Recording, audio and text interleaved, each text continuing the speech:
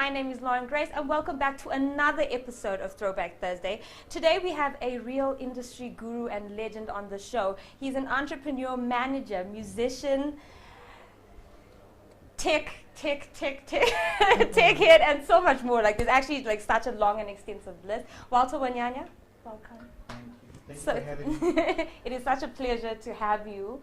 And yeah, I'm excited for today's interview. I think it's going to be interesting. Awesome. I'm excited to be here. Yeah. So let's start off. I want to kind of just talk about young Walter. Where did your love of music and tech come? So has tech always been something that you've been interested in, or you landed up just getting into the industry when you started working? Tech. Tech. Tech was kind of like the second part of what I was trying to do. Tech was a way of me being able to afford to do music. Music. Oh, okay. So the love of music started when I was invited to go to a church conference at Celebration Church, which was called Rhema at the time, Rhema Ministries. So I went there and I fell in love with the music. And there was a big band playing music and guitars and all that kind of stuff. And I was coming from a Methodist Methodist church, and I hadn't seen that type of setup. Okay. As far as church goes. Yes. So if my company, my music company right now is actually called Mtukudzi, basically meaning drums and shakers. Okay. So my roots in music come from the Methodist church. Okay. And their music was just vocals, choir, and ngomane osho. That was it. Okay. So then eventually I started going to another church which had full-on guitars and things like that. So that's why I named the company Ngomane Osho based on the roots before I actually got into music. Wow, that's nice to know actually, yeah. Which is Ngomane Osho, that's the name of my company. So Ngomane Osho is a production company. We produce live music events, we manage artists. I also read that you guys organized international tours, so European tours, African tours as well for artists. So tours anywhere in the world. Anywhere in the world. As long as there's people somewhere, we can send an artist. And how are you able to achieve that? Like, that must have been very difficult, because considering this would be done for Zimbabwean artists, right? Yeah, and not just Zimbabweans. Not just Zimbabweans, So we've got artists that we work with in South Africa and Zambia as well. So.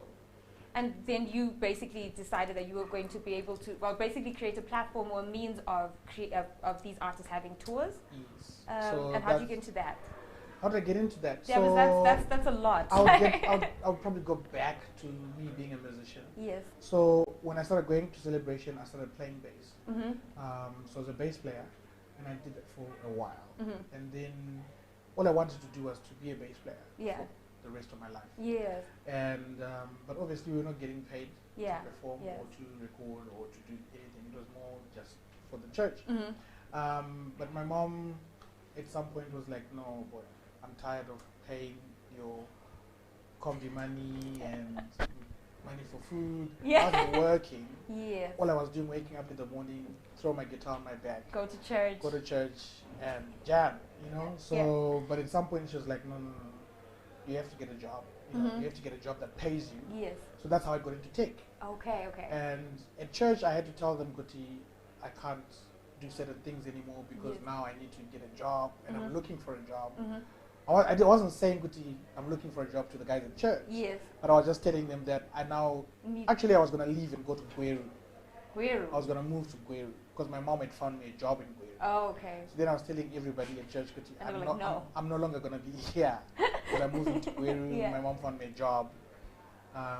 Then it so happened that somebody in the church had a company that was an IT company. So then they gave me a job.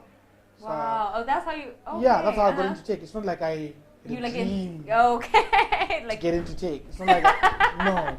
I didn't know nothing about technology. I hadn't touched a computer. That's amazing. Look at God. Yeah. I knew nothing. So I started working for this company. And I got trained as an Epson specialist, working with Epson printers, cameras, projectors, that kind of thing. And also the company had computer side to it.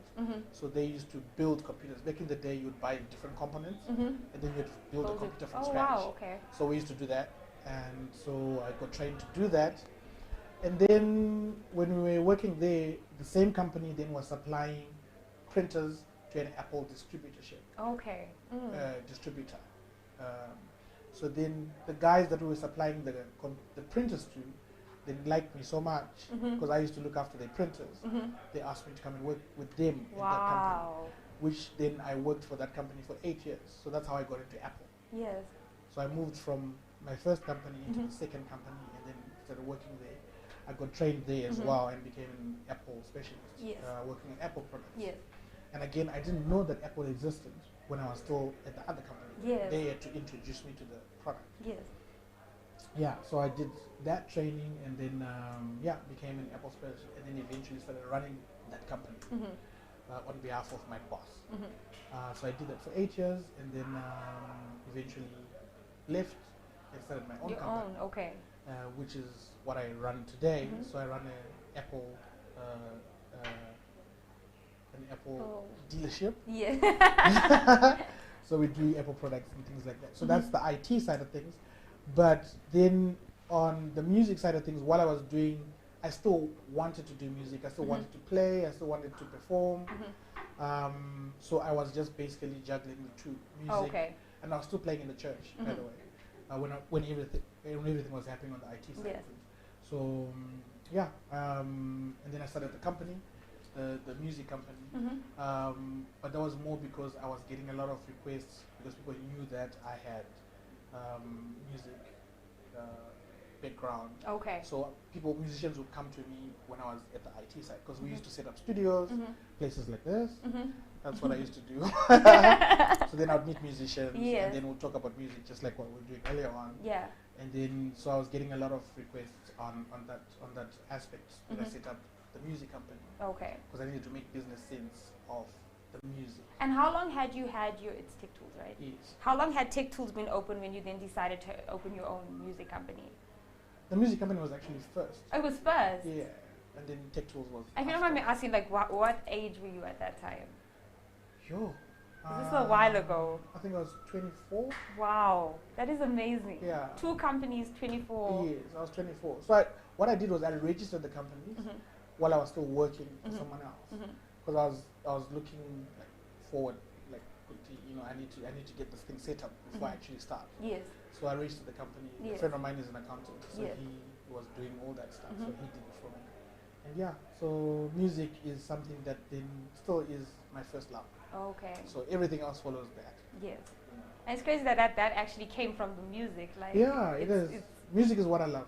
And was it difficult? I mean, it must have been super difficult to actually start something based off Apple. Because outside of that, there's just Solution Center, if I'm not mistaken. Yes. And there's just a couple of their branches. So was that a hard thing to do, or because you already had the links and? I think my time working for the first company that I worked for, Solution Center, was kind of like was university, business school. Okay. That I couldn't afford. Because I didn't go to university. I didn't go to business school, even though I ran businesses. Wow. But I believe that the time that I spent there working for somebody else was business school. Yes. So I didn't I ran the company and I did what I did as if it was my own company. So, and I think that's where I learned, or that's where I graduated, if you want to call it that. Okay. To do what I do now. Yes. So I'm really grateful for having worked there, for having had the experience to be able to work in that capacity. Yeah. So that's amazing. So growing up, your love for music was obviously evident, and you always felt it. Who would you say were your biggest inspirations growing up that actually drove you into actually going into music? Into music? Yes. There's a guy called Marcus Miller. Remember what I said, that the musicians that I listen to? Yes. There's a guy called Marcus Miller. Yes. I don't know if anybody would know that. He's a bass player. Okay. I really love Marcus Miller. And there's another guy called Abraham Laborio. He's another bass player. Okay. So yeah, exactly.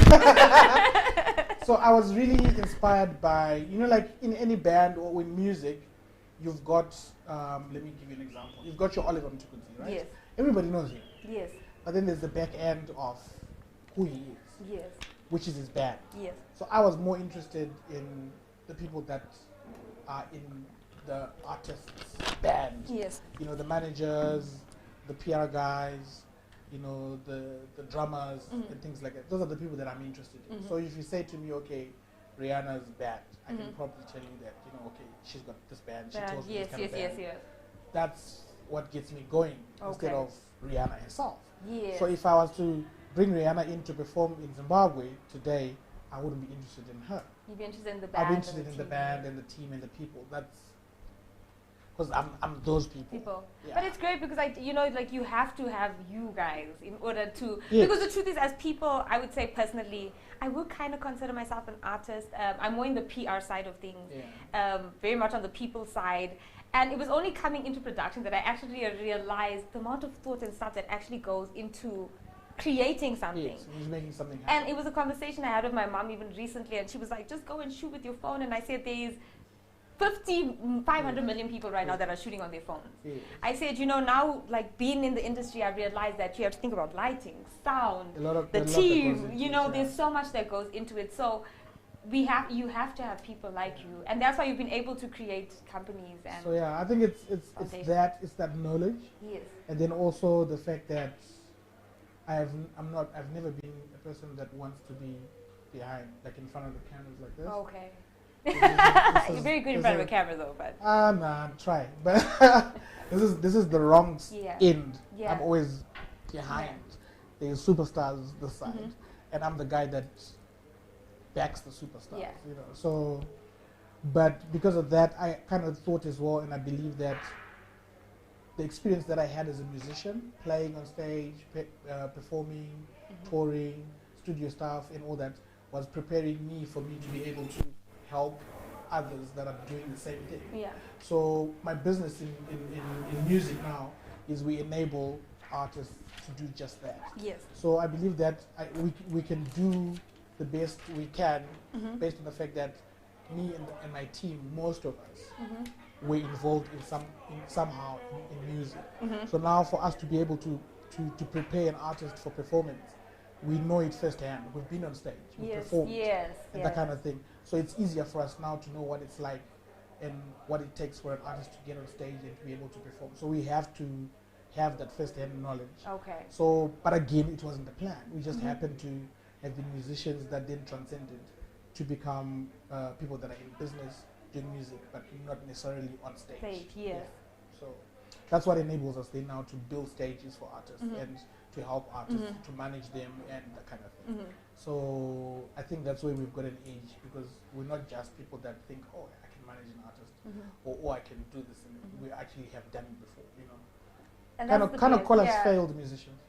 No, I feel like I could almost refer to you as like the backbone. To a musician. Yeah. So from me playing bass and drums. Yes. In a music setup, you call that the backbone, because that's the rhythm section. And do you still play today? I do. I still got my guitar at home. Yeah, I play in private. I wish I knew. I would have been like, please bring You your can. No. I wouldn't. Why? I would have said no. Really? I would have said no. I would have said, pay me to perform. Next year, I told you things are going to be different. Anyway, let's just get into an ad break. We're going to get into a song called Samatenga. If you could just tell us a little more about that. Samatenga is a song that was written by Mtukudzi. Yes. About 11 years ago. And it was performed only once by him and his dad. They did a performance at 7 Arts Theatre. Yes. And the video that you're probably going to see is something that we put together in the last month. Oh, wow. So it's very new. And it's a song that he wrote. And when we did the video, we were basically trying to give a message out to Zimbabwe to say that, God is there. We've gone through hard times. Yes. The world has gone through a hard time with COVID and everything. So we just wanted, to give a message of hope, that there's hope out there. We just need to hang in there, and we're gonna fly through this one, just like everything else. Yeah. That's beautiful. Okay, so let us get into that, and we will see you right after the break.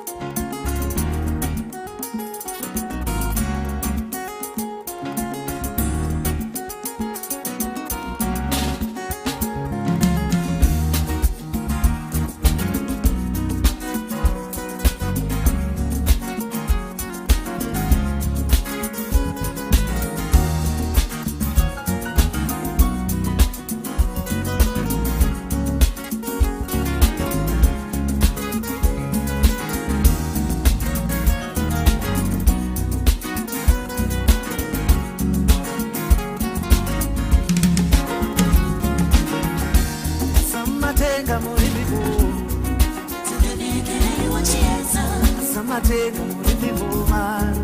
Tivenegere iwochieta. Samatenga murimi kumaro. Tivenegere iwochieta. Samatenga murimi kumaro. Tivenegere iwochieta. Samatenga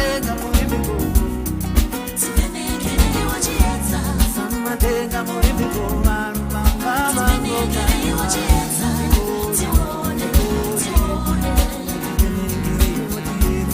Samatenga murimi kumaro. Tivenegere iwochieta. Samatenga murimi kumaro. Tivenegere iwochieta. Samatenga murimi kumaro. Tivenegere iwochieta. Samatenga murimi. Tivenegere iwochieta. Samatenga murimi. Tivenegere iwochieta. Samatenga murimi go. Tivenegere iwochieta. Samatenga murimi.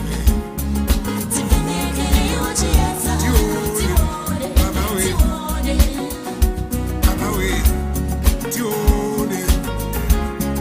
Tivenegere iwochieta.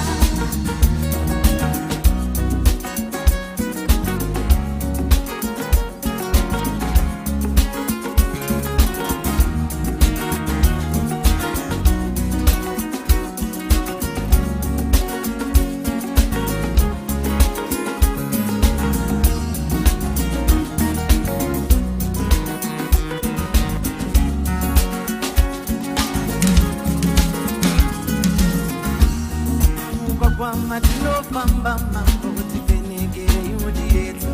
Mumugwagwa matino famba mambo tivenegere iwochieta. Mumugwagwa matino famba mambo tivenegere iwochieta. Mumugwagwa matino famba mambo tivenegere iwochieta. Wow, that was a beautiful video. Some of the aerial shots, are those shots that you recorded specifically for the video, or in your travels you managed to get some? No, everything was shot specifically For the video. Yeah. Wow. So the guys had to go around Zimbabwe and shoot that stuff. Yeah. It's really beautiful. They did a good job. Very good job. Yeah, amazing. I taught him everything he knows. Yeah. I wish I could edit videos, but no, that's not my. I think you really could if you wanted to. Yeah, it's one of those that you just like. I don't need I mean, you have to like with everything has to have. Yes. Everybody has to have a special. Yes. Talent. So you went into having a company that went into visuals, advertising. How did that come about? That came about, just like what we're talking about, video editing. I believe that anybody can have an idea. So like I can say today I want to become a farmer, or I feel like there's money in farming, right? And I feel strongly that there's money in farming, but I'm not a farmer, and I love staying in an urban area, but I still feel that I need to get into farming. I believe that the best way for that to be a success is to find somebody else who has a passion and a love for farming. Yes. I see business and I see money in farming, so I'm pushed by that drive. Okay. Then I need to find somebody else who's got a love for the tomatoes and onions and chicken and things like that. So, business 101. So then it's critical that then you find somebody who's got that. Yes.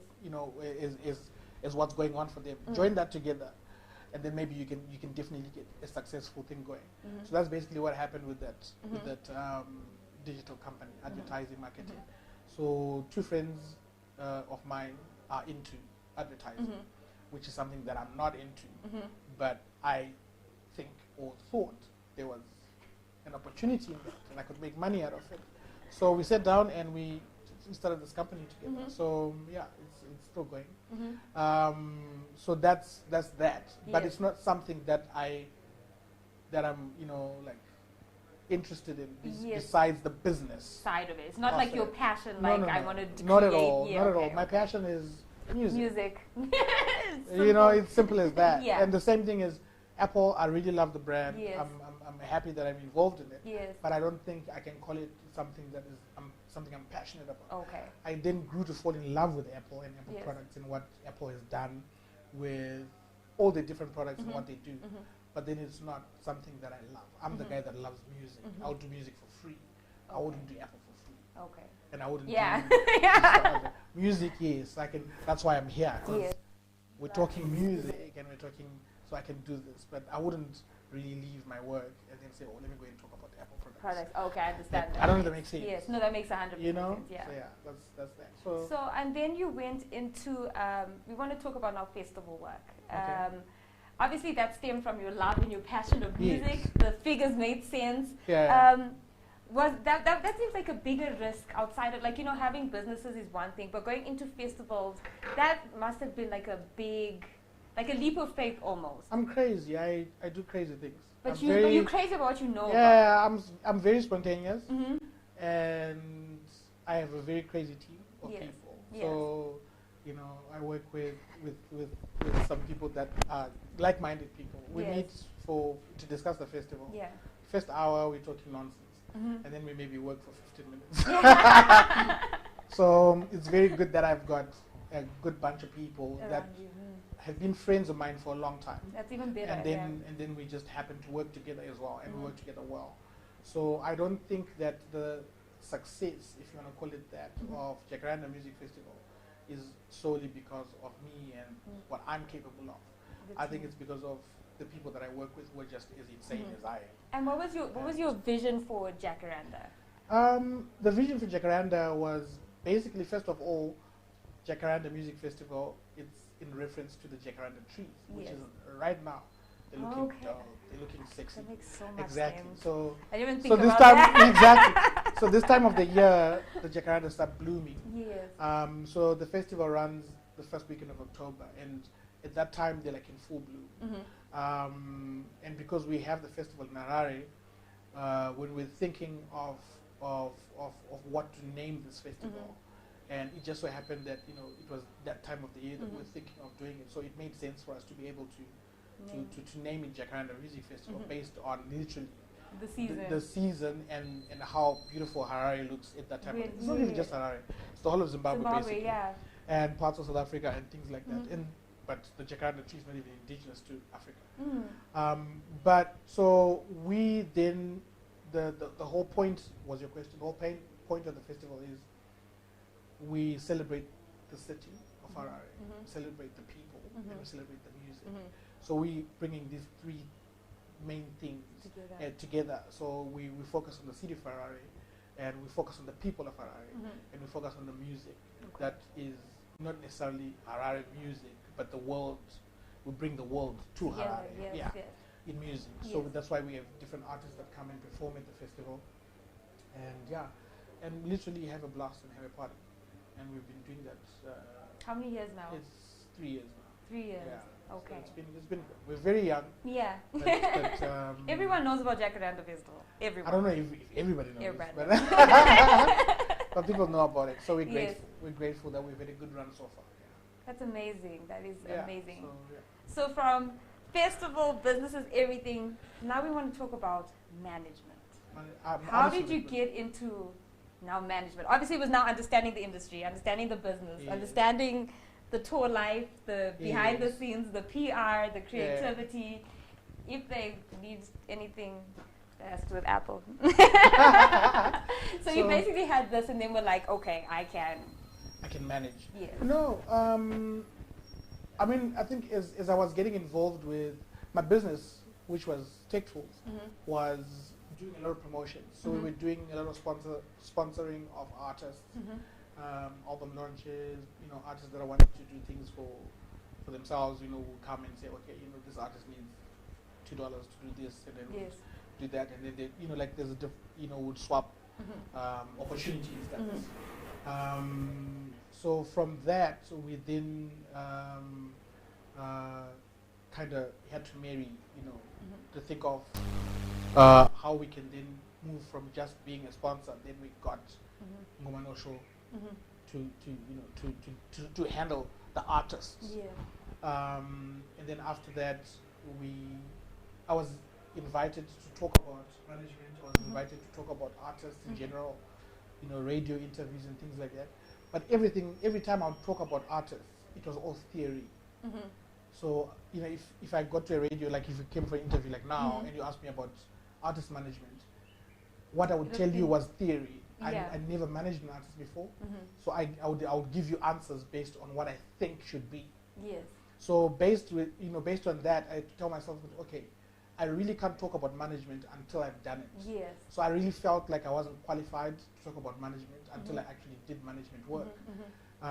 So when the opportunity came for me to manage an artist, I took it because for the simple fact that I wanted to have that management as something that I've done, and something that I've to really add to your extensive portfolio. No, just a little. Just a little bit. Yeah. So I literally went into management based on that. Just selfish need to have said, okay, I did that, and then now because I believe in teaching as well. Yes.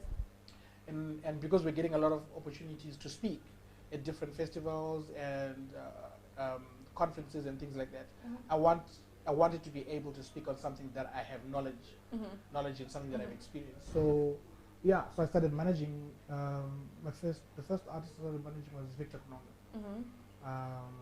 Yeah, for a first artist, I was like, okay, which is amazing. He's an amazing musician, one of the greatest. Definitely. Amazing creative. I worked with him for 2 years, and then after that, I worked with Brian Kay.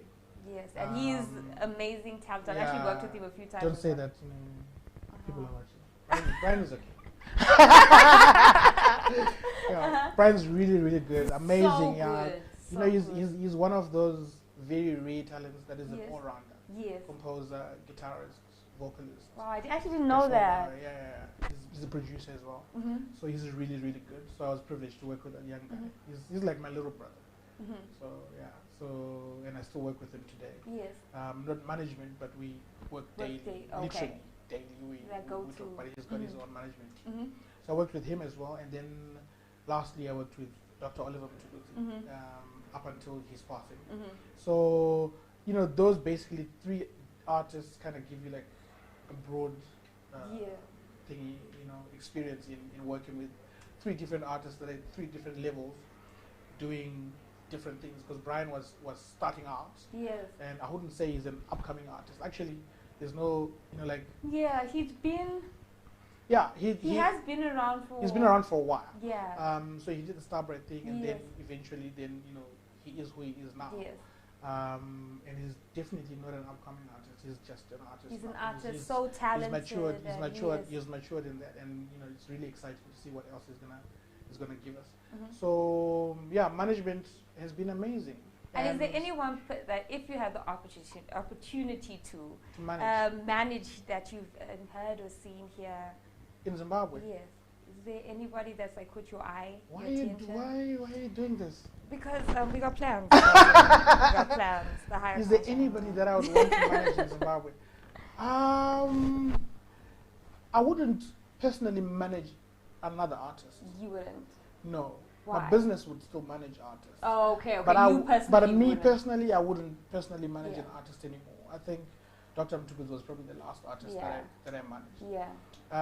But we are open to managing other acts. Okay. So if there's anybody out there that we feel has got potential. And we can be able to have a marriage with that particular artist, which is what management is. Yes. It's literally marriage. Yes. It's, you fight. And, yes, 24 hours. Yeah. So if there's an artist out there that we feel we can work with and we can manage, then we possibly can take them on. I think we're very particular about the artists that we work with. And we just don't say, just because somebody is a musician, let's work with them. Yes. It's not like yes. There's artists that we work with that we don't manage, but we help them with their artist development initiatives. So yeah, we can do that. So I wouldn't say that there's an artist that Walter Wanyanya wants to manage in Zimbabwe right now. Yeah. And like I said, I don't think I'm gonna manage another actor. Yeah, and I think you're at a point where you've done it all, and I mean you've not literally really. I would say, well, not say done it all. I just think the kind of artist that you've already worked with, you've reached your sorry, this is not even like Oliver Mtukudzi. Do you know what I'm saying? Like he was already he's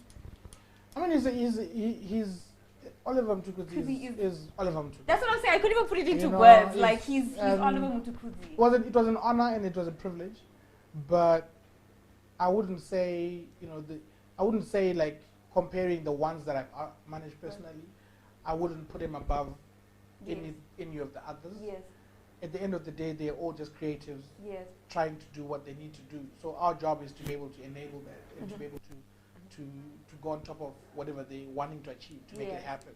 So each experience was equally as important. Important. Yeah. You know, so and it helped me that I knew Oliver Mtukudzi before I started managing him. I knew him very well. I knew him actually more than Brian and Victor okay. because it's family. So I've never looked at him as a superstar, even though he is. So I was kind of numb to that fact. I don't know if that makes sense. So I think it helped me to be able to work with him without me going wow. Yes. So sometimes I'd forget. Yes. It was Oliver Mtukudzi that I'm with. So we'll travel and we get to a certain place and we're just talking nonsense. Yeah. And then we get mobbed. Oh, by the way, yeah. I'm working with a superstar. Yeah. You know? yeah. So it was, so he was amazing. But I think all the artists that we work with, there's no artist that's more important than the other. If we work with a very young artist, then we're just going to give it as much effort as an established or more mature artist. So Okay. So before we continue, we're going to get into our next video, which is Berita. Oh, Berita. Yes. So tell us a little bit more about that before we get into it. Berita is a young lady from Bulawayo. She's based in South Africa now. So the song that you're going to play is called Penga Zoke. It's one of my first projects that I worked or that I had kind of influence on, and it's a song that I really love because it's the first time that you had Dr. Mtukudzi and Dr. Hugh Masekela on a song. Wow. Together, and they've done other collaborations after that, but this was their first one. But it wasn't even their songs; it was Berita's song. Wow. So it was something amazing, and I'm really proud of what she's doing, and I wish her all the best and everything else. So so it's a beautiful song. So Okay, so let's get into that.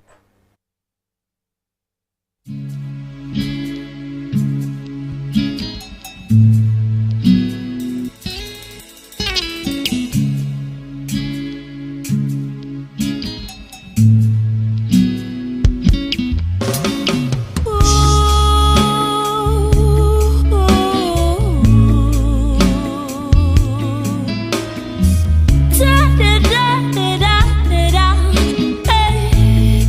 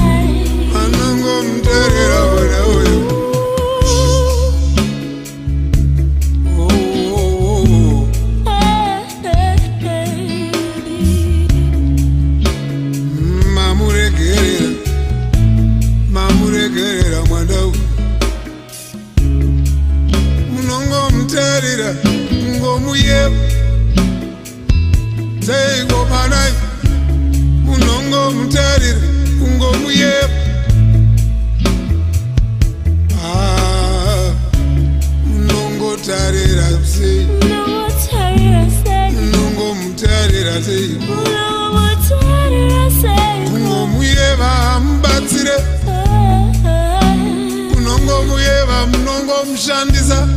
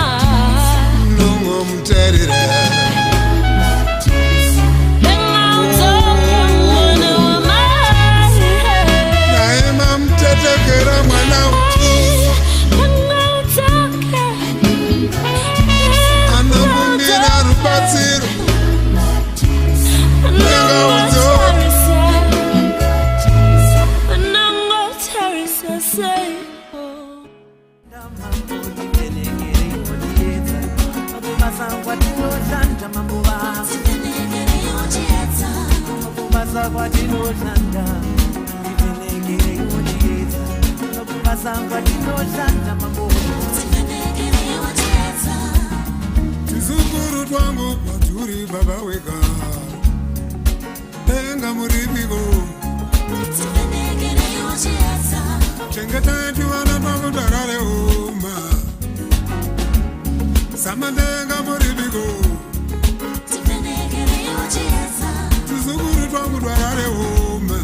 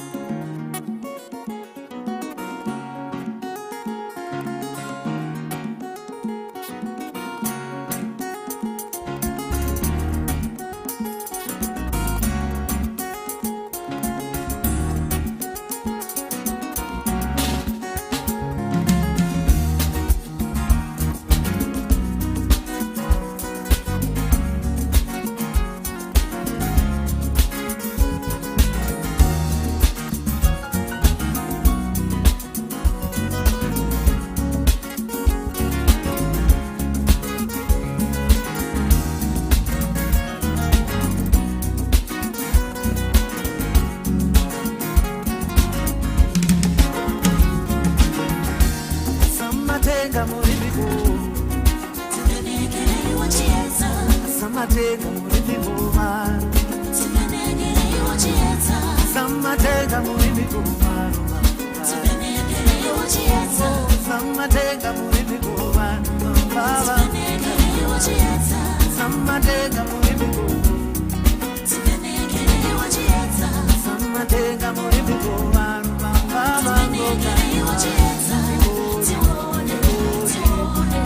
timenegere iwachieta. Samatenga muribigowa, timenegere iwachieta.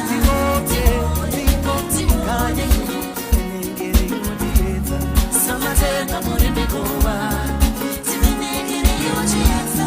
Samatenga murepe, timenegere iwachieta. Samatenga murepe, timenegere iwachieta.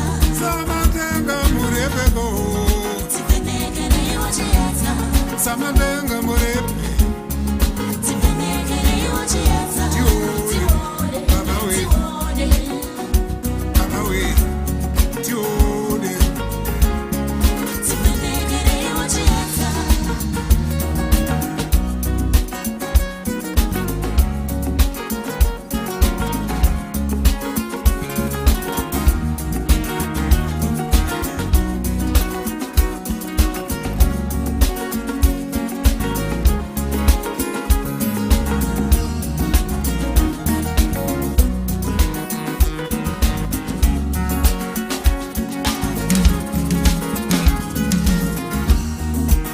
Kwa matino famba mambo tivenegere iwachieta. Kwa matino famba mambo tivenegere iwachieta. Kwa matino famba mambo tivenegere iwachieta. Kwa matino famba mambo tivenegere iwachieta. Iko kumasa kwa tino janda mambo tivenegere iwachieta. Kumasa kwa tino janda mambo tivenegere iwachieta. Kumasa kwa tino janda tivenegere iwachieta. Kumasa kwa tino janda mambo tivenegere iwachieta. Tizukuru twangu paturi baba wega, tenga muribigo, tivenegere iwachieta. chengeta tuwana twangu tarare uma. Samatenga muribigo, tivenegere iwachieta. tizukuru twangu tarare uma. Samatenga muribigo, tivenegere iwachieta. tivenegere iwachieta mambo.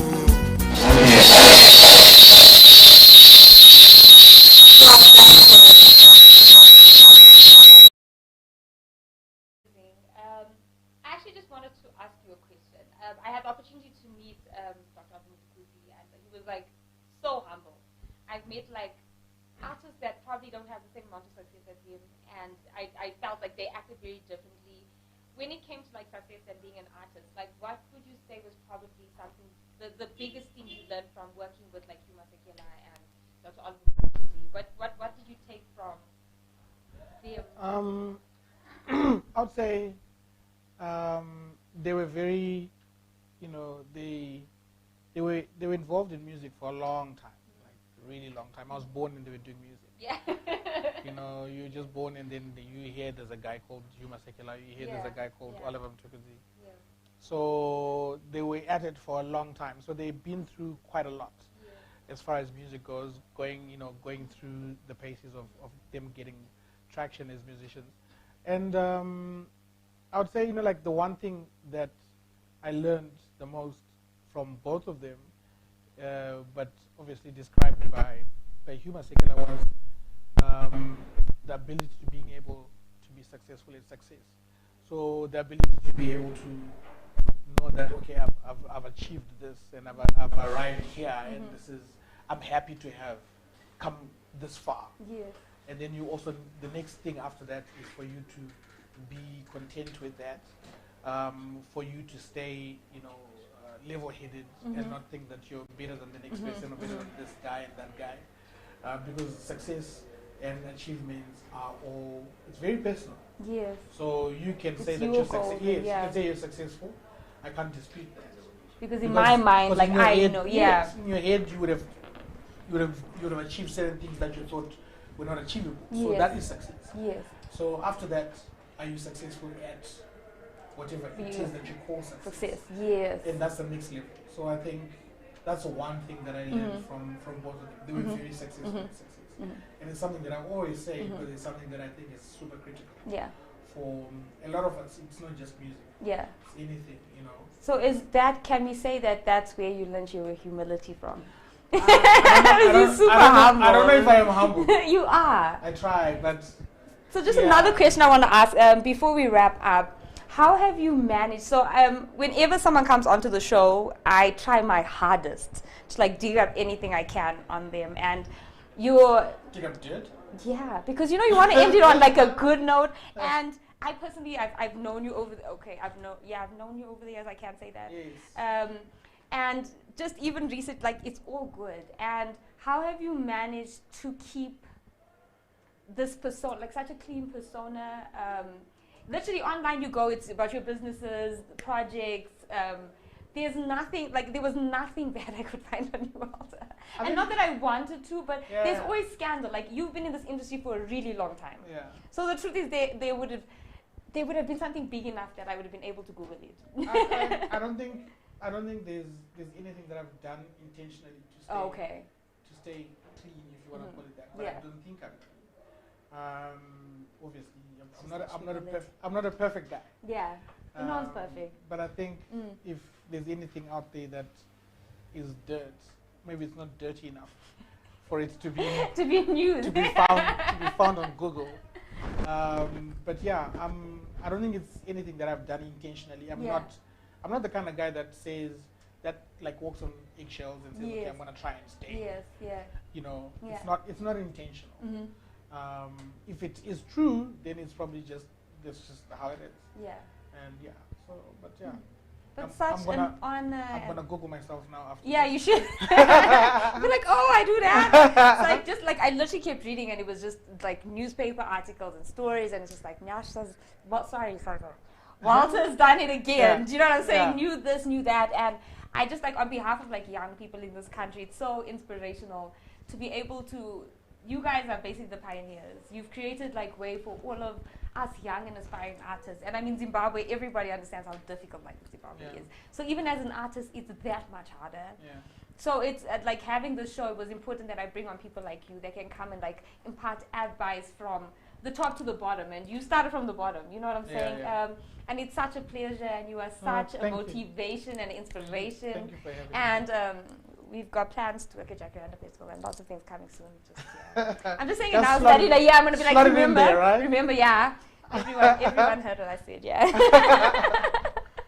Yeah, so thank you so much. And would you just like to give an outro, basically? And if you'd like to impart any advice to anyone that kind of looks up to you, looking to be in the same industry? And yeah, I think what I can say is, again, it's something that is close to my heart, which is, and I always talk about this every now and then, and I think on my social media, I even type it out. I've got I'm very crazy on social media. I say whatever I want. So I would say, love, learn, and teach. So love what you do. Yes. Love it so much that you learn about it, and don't be too don't still be teachable, even if you Yes. even if you're an expert, whatever. Yes, yes. You can still You learn. can So always love learn, what yeah. you do with the passion. Don't hold nothing back. Learn about it so that you become even better at Yeah, that thing, yeah. and then teach. So teach other people.